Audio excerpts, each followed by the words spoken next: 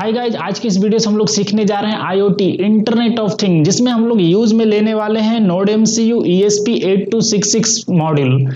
हम लोग इससे पहले आर्डिनो देख रहे थे, बट हम लोग आर्डिनो बोर्ड की मदद से डायरेक्टली इंटरनेट के थ्रू नहीं कनेक्ट हो पा रहे थे। उसके लिए हम लोग को अलग से एक्सटर्नल हार्डवेयर खरीद करके अटैच करना होगा आर्डिनो के साथ, तब हम लोग इंटरनेट के थ्रू कनेक्ट हो पाएंगे। लेकिन ये जो हमारा नोड एमसीयू मॉड्यूल है, इसके थ्रू हम लोग डायरेक्टली इंटरनेट के थ्रू कनेक्ट हो सकते हैं।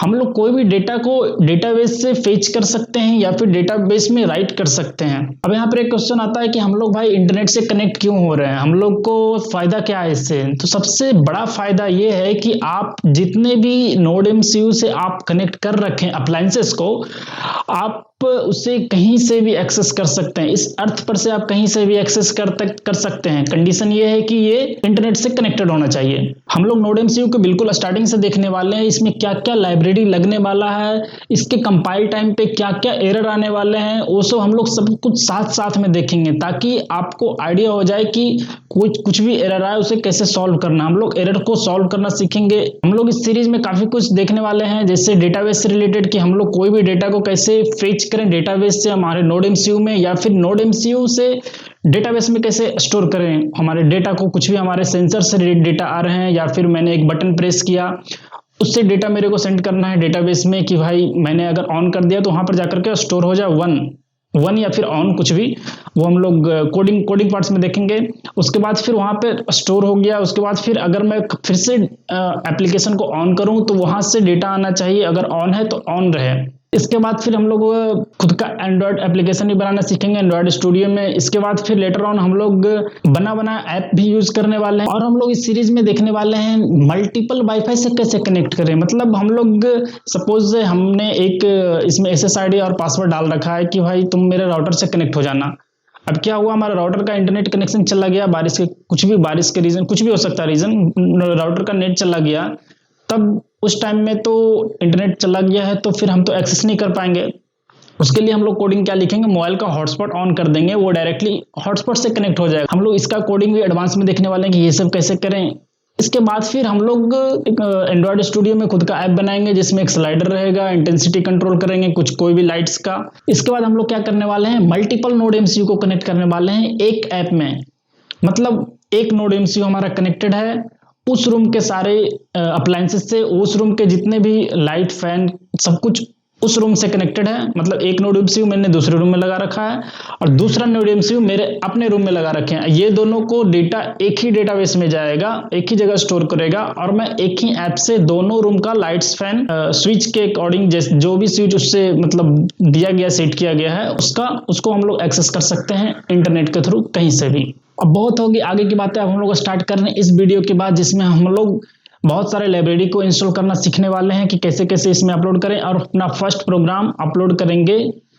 इसमें आपको अपलोड करने के लिए जो यूज में आने वाला है वो आपको माइक्रो यूएसबी लगेगा, आर्डिनो का केबल नहीं लगेगा। इसमें आपको इसके लिए माइक्रो यूएसबी लगाना होगा, जो हम लोग फोन चार्ज करते हैं ना, माइक्रो यूएसबी, वो वाला लगने वाला है। इसके बाद फिर हम लोग जो यूज में लेने वाले हैं आर्डिनो IDE लेने वाले हैं यूज में, उसी में हम लोग इसका लाइब्रेरी इंस्टॉल करेंगे। उसके बाद फिर इसमें इसका बोर्ड इंस्टॉल करेंगे। उसके बाद फिर हम लोग इसका प्रोग्राम अपलोड करेंगे इसमें। तो चलिए देखते हैं अपना कंप्यूटर स्क्रीन पे। अब हम लोग नोड एमसीयू के पिंस को देखने वाले हैं, जिसमें देखिए आप नोड एमसीयू के पिंस में ये D0, D1, D2 ऐसे कर करके D8 तक आप देख रहे होंगे। उसके बाद फिर ये रहा 2 RX TX। तो मतलब हमारे पास इधर हो गया टोटल 11 पिंस। इधर देखिए D0 से लेकर के D4 तक 5 पिंस, उसके बाद फिर इधर 6 पिंस, टोटल 11 पिंस हो गए। ये जो आपने 11 पिंस देखा, इधर इतना D0 से D4 तक, और ये D5 से ये जो RX TX है, RX TX को आप यहाँ पे D9 बोल सकते हैं, और फिर TX को D10 बोल सकते हैं।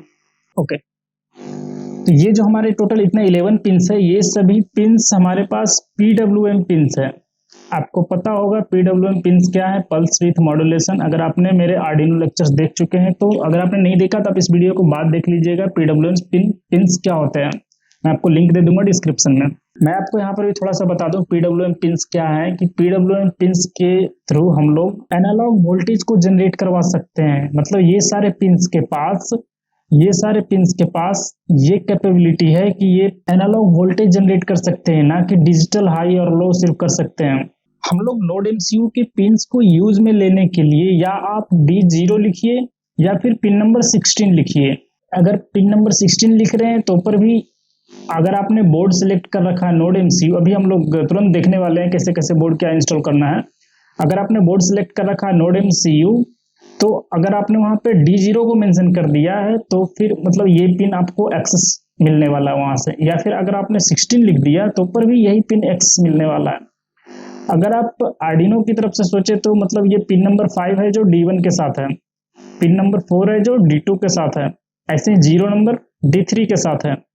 ऐसे ही अब RX TX को कंट्रोल में लेना है तो आप क्या करेंगे, पिन नंबर 3 मेंशन करेंगे, TX को पिन नंबर 1 लिखेंगे, ऐसे D8 के साथ तो ये 15 हो गया। अगर आप देखिए इधर भी दो पिन है हमारे पास, SD3 SD2। अगर SD2 को लेना है तो आपको पिन नंबर 9 मेंशन करना होगा। अगर SD3 को आपको यूज में लेना है तो ये 10 मेंशन करना होगा। ये देखिए जो है इधर इधर है ना SD2 और SD3, ये PWM पिंस नहीं है। PWM पिन सिर्फ इतना ही है इस साइड, D0 से लेकर के D10 तक, मतलब TX तक। ये सारे PWM पिंस है, ये दोनों डिजिटल पिंस है, PWM पिंस नहीं है। ओके नाउ आपको याद होगा हमारे पास आर्डिनो में जो एनालॉग पिंस है, एनालॉग सेंसर से डेटा इनपुट लेने के लिए जो हमारे पास एनालॉग पिंस थे आर्डिनो में, वो थे टोटल 6 पिंस, A0 से लेकर के A5 तक। लेकिन आपको नोड एमसीयू में सिर्फ एक ही पिन दिया गया है, एनालॉग पिन। एनालॉग पिन एक ही है, वो है हमारे पास A0। लेकिन हमारे पास इधर सारे के सारे PWM पिंस हैं। ओके, इसके बाद फिर हमारे पास पावर सप्लाई के लिए आप देखिए, पावर सप्लाई के लिए ये रहा 3 वोल्ट ये आउटपुट देगा, फिर इधर रहा ग्राउंड, दूसरा 3 वोल्ट यहाँ पर है, फिर इधर ग्राउंड, तीसरा 3 वोल्ट आउटपुट इधर है। आप ये तीनों पावर पॉइंट से आप आउटपुट ले सकते हैं, कोई और मॉड्यूल को सप्लाई दे सकते हैं यहाँ से 3 वोल्ट। इसके बाद फिर अगर आपको आर्डिनो को पावर देना है तो आप दो जगह से दे सकते हैं, या तो फिर आप ये माइक्रो यूएसबी पोर्ट लगा लीजिए, ये 5 वोल्ट सप्लाई दे देगा। या फिर आप यहाँ से दे सकते हैं भी इन पिन से, और फिर इधर ग्राउंड आप यहाँ से भी दे सकते हैं, नोड एमसीयू को पावर सप्लाई कर सकते हैं। लेकिन जो आप भी इन से दीजिएगा आप यहाँ पर मैक्सिमम दे सकते हैं 10 वोल्ट ही, 10 वोल्ट से ज्यादा नहीं दीजिएगा, नहीं तो फिर ये जो हमारे पास यहाँ पर एक लगा हुआ है वोल्टेज रेगुलेटर, यही है जो कन्वर्ट कर देता है। जितना भी आप एक्सटर्नल वोल्टेज ज्यादा दे रहे हैं, 10 वोल्ट दे रहे हैं, तो ये कन्वर्ट करके दे देगा इसे 3 वोल्ट पे ये चलता है हमारा ये वाईफाई मॉड्यूल, इसीलिए हमारे पास एक वोल्टेज रेगुलेटर लगा हुआ है। आप अगर 10 वोल्ट दीजिएगा तो क्या होता है ना कि ज्यादा करंट जा रहा है वहां पर, तो ज्यादा हीट प्रोड्यूस होगा, तो फिर मतलब प्रॉब्लम हो सकता है नोड एमसीयू के लिए। अगर आप लॉन्ग टाइम के लिए यूज कर रहे हैं, सपोज आपने नोड एमसीयू को कनेक्ट करके रख दिया और आपने ज्यादा पावर सप्लाई दे रहे हैं, तो फिर ज्यादा हीट होगा तो उसका लाइफ कम ही होगी ना। तो हम लोग क्या देने वाले हैं, या तो फिर हम लोग यहाँ से माइक्रो पोर्ट से देंगे, या फिर यहाँ से हम लोग 9 वोल्ट देंगे। हम लोग एक वोल्टेज रेगुलेटर यूज कर लेंगे 9 वोल्ट देने के लिए, 7809, इससे यूज में लेकर के हम लोग 9 वोल्ट यहाँ से पावर सप्लाई दे सकते हैं। ओके नाउ हमारे पास ये सब तो हो गया आइडिया अब नोड एमसीयू से रिलेटेड। अब हम लोग प्रैक्टिकल्स पे चलते हैं। नोड एमसीयू में भी हम लोग प्रोग्राम अपलोड कर सकते हैं आर्डिनो IDE के मदद से। इसमें आपको कुछ लाइब्रेरी बोर्ड्स इंस्टॉल करने होंगे, उसके बाद फिर आप आर्डिनो IDE के थ्रू आप नोड एमसीयू में प्रोग्राम्स अपलोड कर पाएंगे। मैं बिल्कुल इंस्टॉलिंग स्टार्टिंग बेसिक प्रोसेस से इसलिए दिखा रहा हूँ ताकि आपको आइडिया हो जाए कि मैं अगर एकदम स्टार्टिंग से आपने इंस्टॉल किया है तो आपको क्या क्या लाइब्रेरी कैसे कैसे ऐड करना है और जितने भी एरर्स आएंगे उससे कैसे सॉल्व करना है। सबसे पहले ये आर्डिनो IDE सर्च करते हैं गूगल पे, इसके बाद फिर आपको जाना वेबसाइट पे arduino.cc। अच्छा ये सब तो काफी बेसिक, आपको सॉफ्टवेयर पे जाना है, डाउनलोड पे जाना है, आपको डाउनलोड कर लेना है। आई होप आप तो यहाँ तक कर ही लिए होंगे। आपको यहाँ से चूज करना है कौन सा ऑपरेटिंग सिस्टम आपके लिए है। मैं यहाँ पे विंडोज चूज कर रहा हूँ। उसके बाद फिर इसे इंस्टॉल करते हैं, जस्ट डाउनलोड। आप आप इसे चाहे डिफॉल्ट सेट कर सकते हैं। मैं इसको सी ड्राइव में नहीं, डी ड्राइव में मैं इसे इंस्टॉल करने वाला हूँ। ओके, हमारा आर्डिनो इंस्टॉल हो गया। अब मैं इसे ओपन कर रहा हूँ। इसके बाद हम लोग अभी जाने वाले हैं फाइल्स में, इसके बाद फिर एग्जाम्पल्स में, इसके बाद फिर हम लोग सबसे बेसिक प्रोग्राम, यहाँ पर बेसिक्स, इसके बाद फिर बिलिंग पे जा रहे हैं। इसे क्लोज करते हैं। इसके बाद फिर हमारा ये बिलिंग प्रोग्राम। तो अब क्या करना है हम लोग को, यहाँ पर नोड एमसीयू में अपलोड होने वाला है ना। अगर आपने ये एलईडी बिल्ट इन लगा दिया तो जो एलईडी उसमें ऑलरेडी सेट है नोड एमसीयू में वो बिलिंग खोलने लगेगा। लेकिन मैं यहाँ पर एक एक्सटर्नल एलईडी लगाने वाला हूँ और मैं उसे लगाने वाला हूँ, सपोज मैं पहले पिन नंबर दिखा दूँ किसमें लगाने वाला हूँ। मैं लगाने वाला हूँ उसे पिन नंबर 5 में। पिन नंबर 5 में मतलब मुझे एलईडी को कनेक्ट करना है D1 से। ओके, नाउ पिन नंबर में यहाँ पे 5 डिफाइन करने वाला हूँ, पिन मोड 5।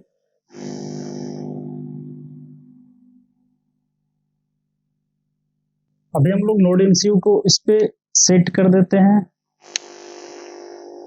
नोड एमसीयू को ब्रेडबोर्ड पे सेट करने के बाद एक एलईडी है हमारे पास, ये रहा। मैं इसे D1 के साथ कनेक्ट करना है, तो मैं थोड़ा सा इधर इसे, हमारा ये एलईडी का पॉजिटिव टर्मिनल हम कनेक्ट कर रहे हैं D1 के साथ, और जो ग्राउंड है एलईडी का उसे कनेक्ट कर रहे हैं ग्राउंड के साथ। आप कोई भी ग्राउंड यूज कर लीजिए नोड एमसीयू का, मैं इधर ही यूज कर लेता हूँ। फाइन। इसके बाद हम लोग क्या करने वाले हैं, सही बोर्ड को सिलेक्ट करते हैं। हमारे पास जो बोर्ड है अभी वो आर्डिनो उनो नहीं है, हमारे पास बोर्ड क्या है, नोड एमसीयू। और अभी जैसा हम लोग देख रहे हैं यहाँ पर नोड एमसीयू है ही नहीं। फिर क्या करना होगा, सबसे पहले तो यहाँ पर बोर्ड लाना होगा। ओके, बोर्ड लाने के लिए आपको यहाँ पर फाइल में जाना होगा, प्रेफरेंसेस में जाना होगा। आपको यहाँ पर देखिए एडिशनल बोर्ड मैनेजर यूआरएल्स, आपको यहाँ पर एक लिंक पेस्ट करना होगा, वो आपको डिस्क्रिप्शन में मिल जाएगा। आप देखिए ये लिंक को आप यहाँ पर पेस्ट कीजिए, सारा कुछ यहीं से डाउनलोड करेगा। इसके बाद ओके प्रेस करते हैं। इसके बाद फिर से जाते हैं टूल्स में, इसके बाद जाते हैं बोर्ड में, इसके बाद जाते हैं बोर्ड मैनेजर में। आपको इंटरनेट से कनेक्ट होना होगा। इसके बाद फिर आपको यहाँ पर सर्च करना होगा, नोड एमसीयू सर्च कीजिए या फिर आप ESP, ये देखिए हमारे पास ESP का आ गया पूरा। आप देखिए आपको इसी को इंस्टॉल करना है। इसमें देखते हैं नोड एमसीयू कहाँ, ये देखिए आप यहाँ पर ये रहा नोड एमसीयू 1.0 ESP12E मॉड्यूल। मतलब अगर आपने इसे इंस्टॉल कर लिया तो आपको इतने सारे बोर्ड के साथ साथ आपको नोड एमसीयू भी आने वाला है। तो इसे हम लोग इंस्टॉल कर रहे हैं, ये बस थोड़ा सा टाइम लगेगा, इंस्टॉल हो जाएगा। हमारा बोर्ड इंस्टॉल हो गया है। अब हम लोग जाते हैं टूल्स में, बोर्ड्स में। इसके बाद बोर्ड में जाने के बाद आप देखिए यहीं पर एक कैटेगरी बन गया है ESP8266 बोर्ड्स का। इसके अंदर आप देखिए हमारे पास ये रहा नोड एमसीयू 1.0 ESP12E मॉड्यूल। आपको इसे सिलेक्ट करना है। हमारे पास यही बोर्ड है, अभी हमारे पास जो ये बोर्ड है हमारे पास ये 12E नोड एमसीयू। इसे चूज करने के बाद हम लोग को सही पोर्ट नंबर सिलेक्ट करना होगा, हमारा किस में लगा हुआ है नोड एमसीयू। आपको USB से कनेक्ट करना है। इसके बाद फिर सही कॉम चुनना होगा आपको, कॉम 3 हमारे पास। आप ये कॉम कैसे पता करेंगे, आपको जाना है ये राइट क्लिक करना है दिस PC या माई कंप्यूटर पे। उसके बाद फिर आपको डिवाइस मैनेजर पे जाना है। उसके बाद देखिए यहाँ पे पोर्ट्स और कॉम में आपको यहाँ पर मिल जाएगा, ये देखिए सिलिकॉन लैब्स, ये जो हमारा कनेक्टेड है यही है हमारा नोड एमसीयू, यही कनेक्टेड है कॉम नंबर 3 से। ओके, कॉम नंबर 3 को यहाँ से आपको चूज कर लेना है, जो भी आपके साथ कनेक्टेड हो। आपको कॉम 3 नहीं चूज करना, आपके कंप्यूटर में जो भी शो कर रहा हो वो आपको चूज करना है। उसके बाद फिर आपको जस्ट अपलोड पे हिट कर देना है। ये देखिए 16%, 25% अपलोड हो रहा है। आप नोड एमसीयू में देख पा रहे होंगे एलईडी थोड़ा थोड़ा ब्लिंक कर रहा है। ये देखिए अपलोड हो गया है। जैसा हम लोग सर्किट कनेक्ट किए थे ब्लिंक का, जैसा हम लोग प्रोग्राम किए थे एग्जैक्टली वैसा ही वो ब्लिंक कर रहा है। ओके, ये सब तो हम लोग आर्डिनो से भी कर सकते थे। अब आता है मेन बात, हम लोग फायरबेस और डेटाबेस के साथ कैसे काम करें, इंटरनेट के थ्रू कैसे नोड एमसीयू को यूज करें। इसके लिए आपको सबसे पहले जाना होगा गूगल में, आपको सर्च करना है फायरबेस। ये देखिए firebase.google.com में आपको क्लिक करना है। इसके बाद फिर आपको यहाँ पर साइन इन करना होगा। कोई भी आप जीमेल अकाउंट को यूज कर लीजिए। ये देखिए मैं साइन इन हो चुका हूँ। इसके बाद फिर आपको जाना है गो टू कंसोल, आपको जस्ट क्लिक करना है गो टू कंसोल। उसके बाद फिर आप ऊपर देखिएगा तो यहाँ पर लिंक दिखाएगा console.firebase.google.com। इसके बाद आपको जस्ट प्रेस करना है क्रिएट अ प्रोजेक्ट। आपको प्रोजेक्ट का नाम देना है, मेरे केस में मैं बस दे रहा हूँ नोड एमसीयू। इसके बाद फिर इसके टर्म्स को पढ़ लीजिए, या इसके बाद फिर आपको नेक्स्ट करना है, कंटिन्यू। आपको यहाँ पे कंट्री सिलेक्ट करना है, मेरे केस में इंडिया। उसके बाद फिर आपको ये चेकबॉक्स को टिक मार्क करना है, क्रिएट अ प्रोजेक्ट। उसके बाद फिर ये आपको फायरबेस आपको प्रोजेक्ट बना करके दे रहा है, आपका सब कुछ सेटअप कर रहा है Firebase account. Now click on continue. इसके बाद आपको जाना है, ये गियर का आइकन देख रहे हैं, सेटिंग पे जाना है आपको, प्रोजेक्ट सेटिंग्स में जाना है। प्रोजेक्ट सेटिंग्स पे क्लिक करने के बाद आपको जाना है सर्विस अकाउंट्स। सर्विस अकाउंट्स पे जाने के बाद आपको यहाँ पर क्लिक करना है डेटाबेस सीक्रेट्स। डेटाबेस सीक्रेट्स पे जाने के बाद आप यहाँ पर देखिए सीक्रेट कोड, यहाँ पर आप शो पे क्लिक कीजिए। आपको देखिए यहाँ पे एक कोड दिखेगा, आपको जस्ट ये इसे कॉपी कर लेना है। आप ऐसे भी कॉपी कर सकते हैं। आपको जस्ट ये सीक्रेट कोड को आपको एक नोटपैड में अभी के लिए पेस्ट कर लेते हैं। ये ऊपर वाला हमारा सीक्रेट कोड है। इसके बाद फिर आपको जाना है डेवलप में, डेवलप टैब में। उसके बाद फिर आपको जाना है डेटाबेस में। डेटाबेस में आने के बाद आपको एक डेटाबेस क्रिएट करना है। क्लाउड फायर स्टोर नहीं क्रिएट करने वाले हम लोग, यहाँ पे क्रिएट करने वाले हैं रियल टाइम डेटाबेस। ये रियल टाइम डेटाबेस पे आपको जस्ट क्लिक कीजिए, क्रिएट डेटाबेस। इसके बाद फिर हम लोग टेस्ट मोड में भी चल रहे हैं तो स्टार्ट इन टेस्ट मोड। इसके बाद फिर इनेबल। ये आपको रियल टाइम डेटाबेस क्रिएट करके दे दिया। ये हमारा प्रोजेक्ट का नाम, और डेटाबेस में अभी हमारे पास कुछ भी नहीं है। उसके बाद फिर आपको इसे कॉपी करना है, ये जो देख रहे हैं आप लिंक नोड एमसीयू, आपको इसे कॉपी करना है। इसे भी आपको ये जो हमारा था कोड, सीक्रेट कोड, इसके नीचे पेस्ट करके अभी इसे भी रख लेते हैं। हम लोग को ये दोनों का जरूरत पड़ने वाला है अभी आर्डिनो आईडी में। अब वापस आते हैं आर्डिनो के पास। अब हम लोग करने वाले हैं फायरबेस से कनेक्ट। फायरबेस से कनेक्ट करने के लिए आपको एक लाइब्रेरी फाइल ऐड करना होगा, वो आपको डिस्क्रिप्शन में मिल जाएगा। वो हमारा लाइब्रेरी फाइल ये है फायरबेस आर्डिनो मास्टर। आपको इसे इंक्लूड करना होगा। यहाँ पर आपको जाना है जस्ट स्केच में, include library, add zip library. आपको इस पे क्लिक करने के बाद आपका उसको लोकेशन बता दीजिए कहाँ पर है। हमारे पास, हमारे केस में यहाँ पर है डेस्कटॉप पे। इसे ऐड कर ली। यहाँ पर देखिए आप मैसेज दिखा रहा है library added to your libraries now. अब आपको जाना है फाइल में, एग्जाम्पल में, और इसके बाद इसको नीचे स्क्रॉल डाउन कीजिए। आपको देखिए यहाँ पे फायरबेस आर्डिनो का एक एग्जाम्पल्स में आ गया है। इसके बाद फिर फायरबेस आर्डिनो के अंदर आपको देखना फायरबेस डेमो ESP8266। आपको जस्ट इस पे क्लिक करना है। ये एक नया विंडो दे दिया। अब हम लोग इसे देखते हैं। इसे ऑन करने के बाद सबसे पहले आपको क्या करना है, ये जो वॉइड सेटअप जहां लास्ट हो रहा है, ये देखिए ये वॉइड सेटअप है। वॉइड सेटअप के नीचे जितना भी है एंड इन वॉइड लूप को पूरा हम लोग यहाँ पे डिलीट करने वाले हैं। हम लोग उसे फिर से लिखेंगे, जस्ट अभी डिलीट कर दिए हैं। इसके बाद फिर अभी हम लोग जो दो चीज कॉपी किए थे वो आपको यहाँ पर पेस्ट करना है। सबसे पहले फर्स्ट में जो हमारे पास ये था सीक्रेट कोड, आपको इसे कॉपी करना है और आपको पेस्ट करना है ये फायरबेस ऑथेंटिकेशन में, ये फायरबेस अंडरस्कोर ऑथ में आपको यहाँ पर डबल कोट्स के अंदर आपको यहाँ पे पेस्ट कर देना है। इसके बाद फिर एक और हम लोग कॉपी किए थे ये लिंक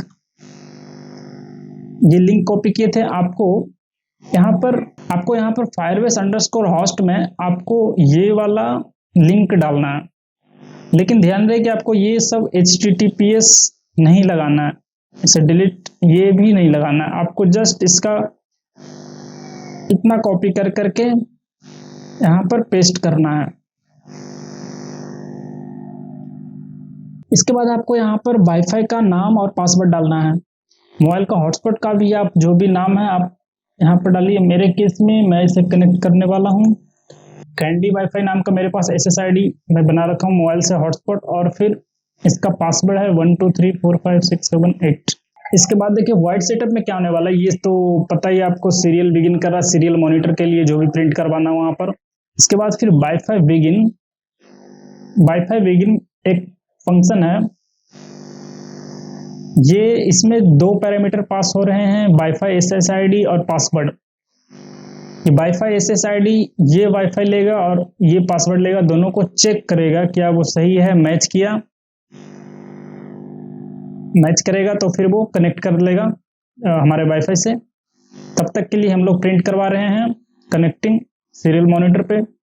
इसके बाद देखिए ये जो लूप है हमारा, ये लूप चेक कर रहा है जब तक कनेक्ट नहीं हुआ है। यहाँ पर लिखा हुआ है वाईफाई स्टेटस, जब तक कनेक्ट नहीं हुआ है,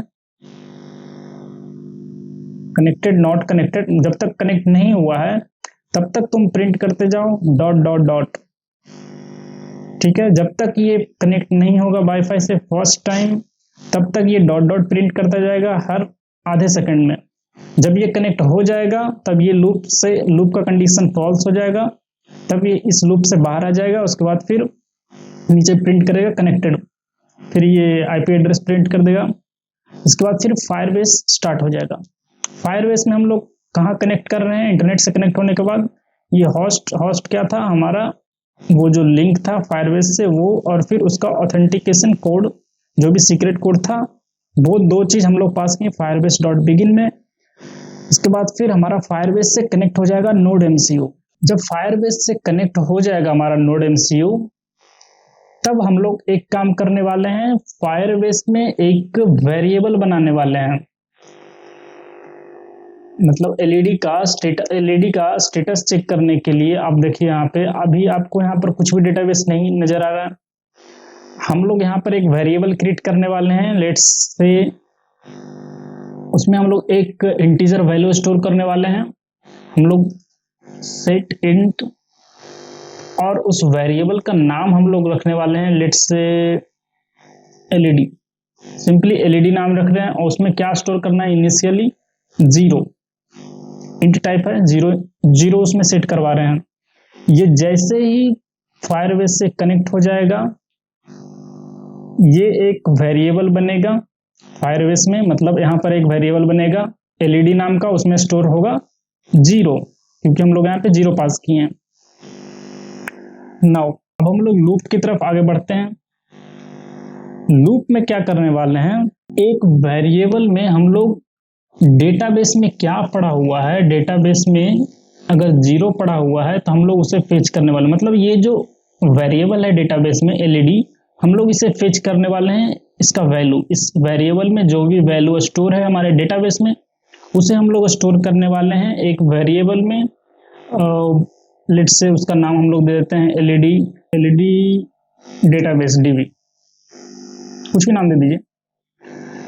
इसमें हम लोग क्या स्टोर करने वाले हैं, जो भी फायरबेस से आएगा, गेट इंट, जो भी फायरबेस से आएगा कौन से वेरिएबल से, वेरिएबल का नाम हम लोग दे रहे हैं LED।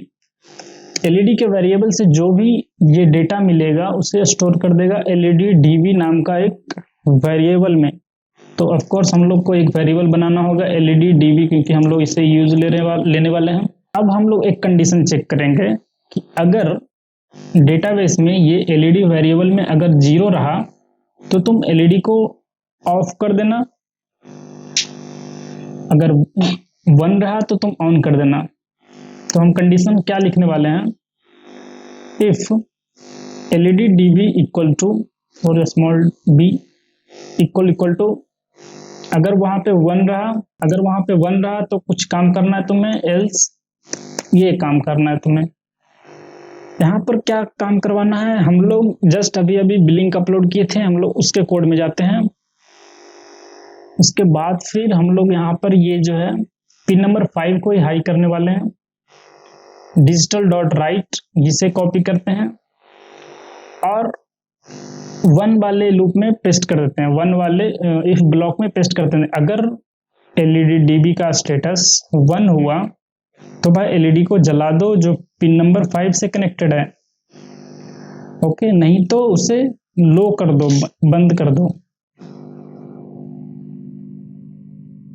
अगर 1 नहीं सेट है डेटाबेस में तो उसे बंद कर दो, नहीं तो फिर उसे ऑन कर दो। हम लोग यहाँ पे डिफाइन कर दिए हैं। तो हम लोग को ऑफ कोर्स सेटअप में भी हम लोग को ये बताना होगा कि पिन नंबर 5 जो है वो एज ए आउटपुट ले रहे हैं हम लोग। वो आप हम लोग कहाँ पर, चलिए स्टार्टिंग में यहाँ पर लगा देते हैं।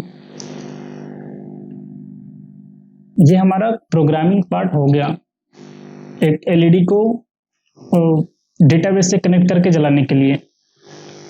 लेकिन अभी भी यहाँ पर कुछ एरर्स आने वाले हैं। चलिए सबसे पहले कंपाइल करते हैं और देखते हैं क्या एरर्स आता है, उसका हम लोग एरर्स को पढ़ करके प्रॉब्लम को सॉल्व करेंगे। ये देखिए, ये एरर को आप देखिए थोड़ा सा अगर ऊपर करते हैं, यहाँ पर देखिए दिखा रहा आर्डिनो json.h इंक्लूड नहीं है। ओके, मतलब हम लोग को ये एक लाइब्रेरी इंस्टॉल करना होगा। हम लोग जाते हैं लाइब्रेरी में, मैनेज लाइब्रेरी। इसके बाद फिर हम लोग यहाँ पर लिखते हैं जो भी एरर दे रहा है उस लाइब्रेरी का नाम। ये है आर्डिनो जेसन। ये देखिए हमारे पास आ गया आर्डिनो जेसन। किधर गया, ये रहा आर्डिनो जेसन। इसे हम लोग इंस्टॉल करते हैं।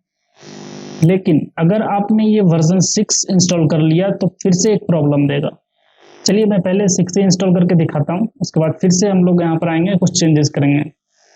हम लोग ऐसा इसलिए कर रहे हैं ताकि पता चले कि हम लोग क्या गलती कर रहे हैं, हम लोग एरर से पढ़ करके खुद से प्रॉब्लम को सॉल्व करना सीखें। चलिए इसे तो हम लोग दे दिए आर्डिनो जेसन, लेकिन दिए हैं अलग वर्जन। चलिए देखते हैं अभी ये कंपाइलेशन के बाद क्या कुछ एरर है। है, देखते हैं अभी क्या है और उसे कैसे सॉल्व किया जाएगा।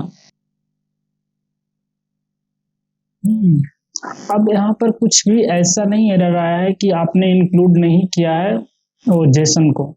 जेसन इंक्लूड हो गया, लेकिन आप देखिए इसे इधर ये बोल रहा है कि स्टैटिक बफर में जो क्लास है वो जेसन 5 का है, और आपने, हम लोग तो अभी 6 वर्जन इंस्टॉल किए है ना, तो वही बोल रहा है वो मैच नहीं कर रहा है। प्लीज उसे चेंज करें, अपडेट करें, कुछ भी करें।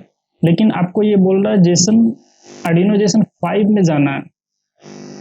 अच्छा, मतलब अभी जो हम लोग यहाँ पर इंस्टॉल किए थे लाइब्रेरी, मैनेज लाइब्रेरी, उसके बाद फिर जो था आर्डिनो जेसन हम लोग इंस्टॉल कर लिए हैं। देखिए यहाँ पे इंस्टॉल्ड है 6.16 इंस्टॉल है। आपको यहाँ पर इंस्टॉल करना था 5th, तो देखिए यहाँ पे बोल रहा है 5th वर्जन इंस्टॉल है इसके अंदर। जो भी स्टैटिक जेसन बफर है वो क्लास इसके अंदर 5th वर्जन में है।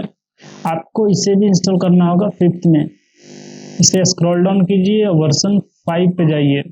ये देखिए हमारे पास फर्स्ट 5th वाला है वो 5.13.5। इसे हम लोग इंस्टॉल करते हैं।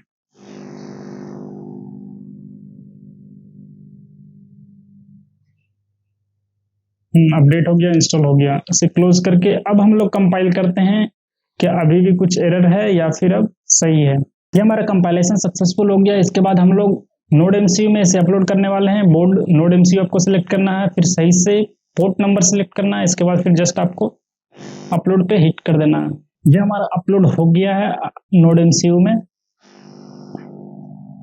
अब हम लोग सीरियल मॉनिटर को ओपन करेंगे। ये देखिए serial monitor dot dot print कर रहा है, मतलब ये जो हमारा ये वाइल लूप है इसमें जाकर के ये रिपीट कर रहा है। ये जब तक कनेक्ट नहीं होगा वाईफाई से ये डॉट डॉट प्रिंट करते रहेगा। अब हम लोग क्या करने वाले हैं, अब हम लोग फोन से हॉटस्पॉट ऑन करने वाले हैं ताकि हमारा नोड एमसीयू कनेक्ट हो जाए।